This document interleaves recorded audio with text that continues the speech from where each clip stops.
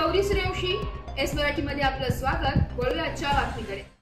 अवैधरित्या वास्तव्य करणाऱ्या 4 बांगलादेशी महिला व त्यांना बनावट ओळखपत्रे तयार करून देणाऱ्या एजंटला गुन्हे शाखा युनिट 1च्या पथकाने 20 जुलै रोजी खैरेमळा लक्ष्मीनगर अमृतधाम येथे ताब्यात घेतले।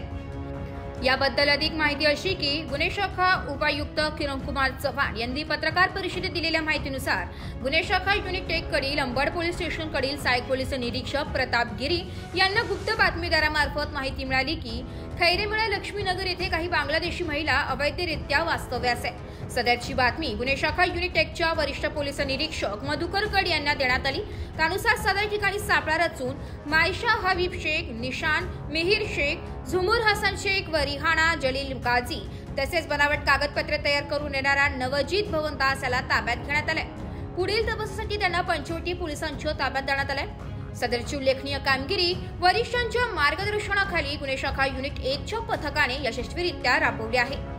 नाशिक आयुक्तालयातील क्राईम ब्रांच युनिट 1च्या पथकाला एक माहिती मिळाली की 4 महिला बांगलादेशच्या आहेत, परंतु खोट्या डॉक्युमेंटवर नाशिक शहरात वास्तव्यास आहेत। या अनुषंगाने त्यांनी रेकी करून विशेष पथक तयार करून त्या ठिकाणी छापा मारला, तर त्या ठिकाणी असं आढळून आलं अमृतधाम येथील एका पत्र्याच्या खोल्यामध्ये ह्या 4 महिला राहत होत्या। एका पुरुष व्यक्तीने त्यांना इथे भाड्याने आणलेलं होतं। त्यांच्याकडे त्यांच्या डॉक्युमेंटची चौकशी केली असता त्यांच्याकडचे जे डॉक्युमेंट्स आहेत आधार कार्ड सारखे हे फेक डॉक्युमेंट आढळून आले। परत त्यांच्याविषयी गुन्हे शाखेच्या पथकानं अधिक चौकशी आणि तपास केल्यावर त्यांची खात्री पटली की ह्या 4ही महिला बांगलादेशी आहेत व आणखी एका व्यक्तीने, जो दास नावाचा व्यक्ती आहे, त्यांनी यांना खोटे डॉक्युमेंट बनवून दिले।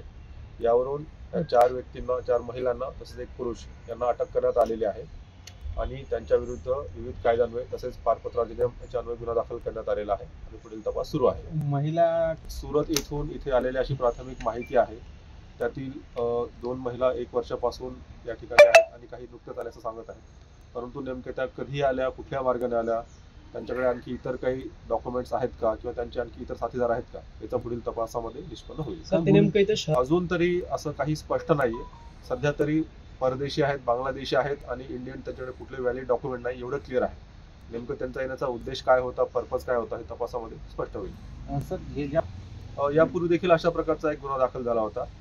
अजून तरी त्यांचा याच्याशी काही संबंध असल्याचा स्पष्ट होत नाही, परंतु तपासामध्ये स्पष्ट होईल की त्यांचा आणि यांचा काही संबंध आहे का। आपण काय कारवाई करता?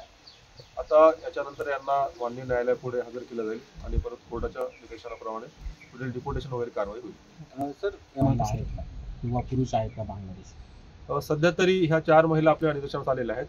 बांगलादेशींविषयी चौकशी आणि सर्च मोहीम सुरूच आहे कंटिन्युअसली। इतरही देखील ठिकाणी अशी सर्च मोहीम अजूनही सुरू आहे आणि जर अशा प्रकारचं कुणीही विदाउट डॉक्युमेंट सापडलं तर त्यांच्यावर देखील कारवाई केली जाईल। आपल्या तपासात सध्या तरी ह्या 4 जणींना इथे इंडियामध्ये आणण्यासाठी काही लोकांनी मदत केलेली आहे, त्यांची नावं देखील कळलेली आहे। त्यापैकी 1 जण आपल्या ताब्यामध्ये आहे। इतरही त्यांचे आणखी इंडियामध्ये आणण्यासाठी काही मदतनीस असू शकतात, त्यांचा देखील शोध घेतला जाईल। ज्या व्यक्तीने त्यांना इथे आणलेलं आहे भाड्याने, तर जो कोणी व्यक्ती आहे त्यांची देखील चौकशी करून त्यांच्यावर देखील जर शक्य झालं तर कारवाई केली जाईल।